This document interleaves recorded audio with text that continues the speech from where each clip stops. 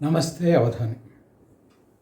ఓ కొత్త పుస్తకం అంటే నా దృష్టికి వచ్చిన కొత్త పుస్తకం పాతే ఓ మిత్రుడితో మాట్లాడితే ఎప్పుడో 2014లో చదివారని చెప్పాడు. But it has impressed.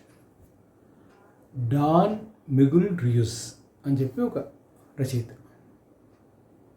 పుస్తకం it leads with it deals with life lessons. చాలా బాగుంది. అరౌండ్ 2.5 hours లెంగ్త్ పుస్తకం.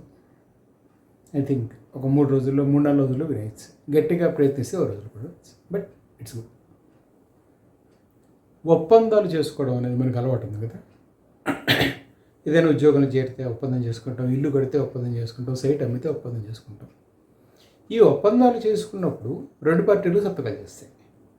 2 పార్టీలు సంతకాలు చేసి ఈ ఒప్పందానికి మేము కట్టుబడి ఉన్నాము, ప్రొవైడెడ్ దీని కండిషన్స్ ఆర్ ఫాలోడ్ అని కొన్ని కండిషన్స్ పెట్టుకుంటాయి.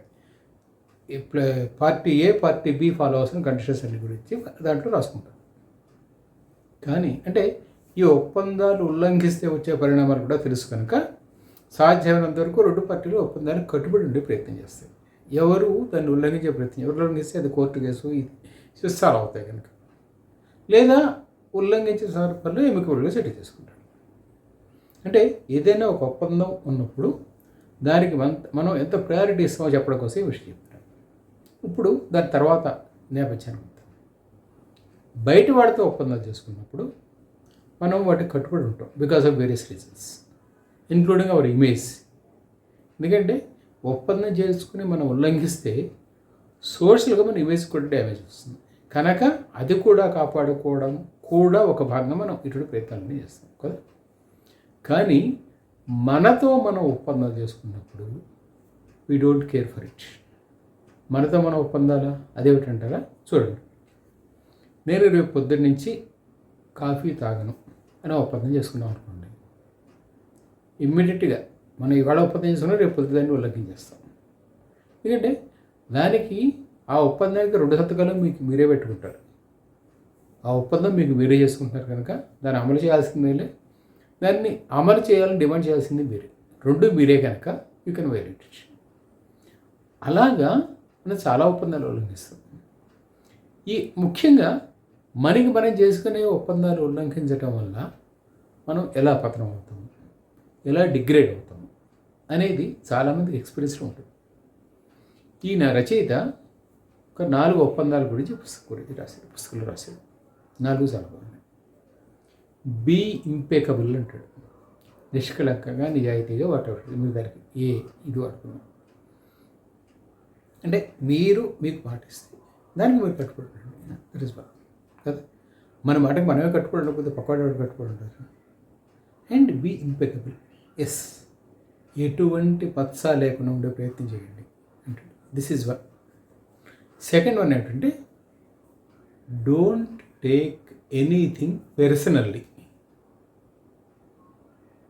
అదేమిటి పర్సనల్గా తీసుకోవాలంటే ఎవరు మిమ్మల్ని కామెంట్ చేస్తాడు అంటే అతని ఉద్దేశంలో మీ గురించి కామెంట్ చేసినట్టు. It's not that you are bad, he feels you are bad.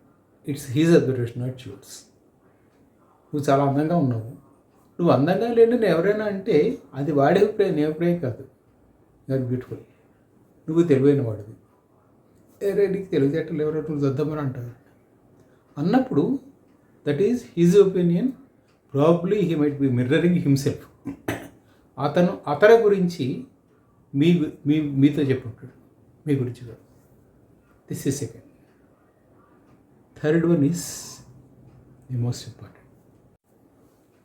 Third one is don't assume. అంటే యూజువల్గా ఏమిటంటే మనం ప్రతి వాళ్ళ గురించి ఒక అంచనాలకు వచ్చేస్తూ ఉంటాం. ఆ అంచనాలకు మనం వచ్చే దాంట్లో మన తండ్రి ఉండొచ్చు, తల్లి ఉండొచ్చు, భార్య ఉండొచ్చు, కొడుకు ఉండొచ్చు. We assume that they no or we assume they perform like this. వాళ్ళు ఇలా పని చేయాలి, వాళ్ళు ఇలా ఉండాలి అని చెప్పి మనకి మనం ఒక క్రైటీరియా తీసుకుని దాన్ని వాళ్ళకి వర్తింపు చేస్తూ ఉంటాం. కానీ అది ఎప్పుడు కరెక్ట్ కాదు. ఎందుకంటే ఎవ్రీ ఇండివిజువల్ ఈజ్ సెపరేట్. అది తల్లి, తండ్రి, కొడుక, భార్య, కోడల, కూతురు వీళ్ళతో సంబంధమే లేదు. అది ఎవరైనా అవ్వచ్చు.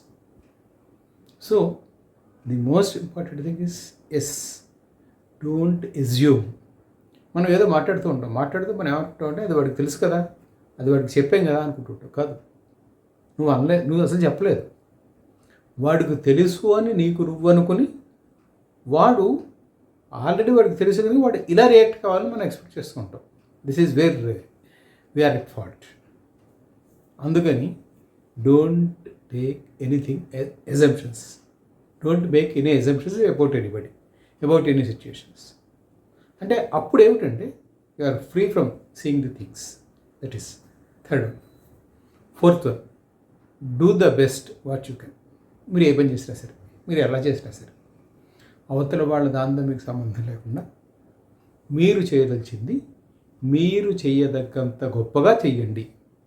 రిజల్ట్ డివిచ్, అసలు రిజల్ట్ గురించి కాబట్టి మాట్లాడుతుంది. మనం ఎలా ఉండాలి అంటే ఇలా ఒక్కొక్క దాన్ని అతను ఇచ్చేస్తున్నప్పుడు అంటే ఈ 4 చాప్టర్స్లో has explain so many things. అంటే ఆ సో మెనీ థింగ్స్ ఎలా ఉంటాయంటే పుట్టినప్పటి నుంచి మనకి ఇంట్లో చేసే అలవాట్లు, మన తల్లిదండ్రుల జీవన విధానము, మన తల్లిదండ్రులు మనల్ని ట్రీట్ చేసే పద్ధతి, ఇవన్నీ ఎలా ఉంటాయి, ఇవి మీ జీవితం మీద ఎటువంటి ఎఫెక్ట్ చూపిస్తాయి. మీకు మీరుగా ఎలా ఆలోచించడం మర్చిపోతారు. అలాగే కొంతమంది they feel it happy being suffered. అంటే మనం కొంతమంది చూస్తూ ఉంటాం, వాళ్ళు ఎప్పుడు కూడా సమాజాన్ని వాళ్ళని తిట్టుకుంటూ ఉంటారు. They feel that is their fate. వాడు ఎప్పుడు దాని నుంచి బయటికి రాడు, ఎందుకంటే తెలీదు.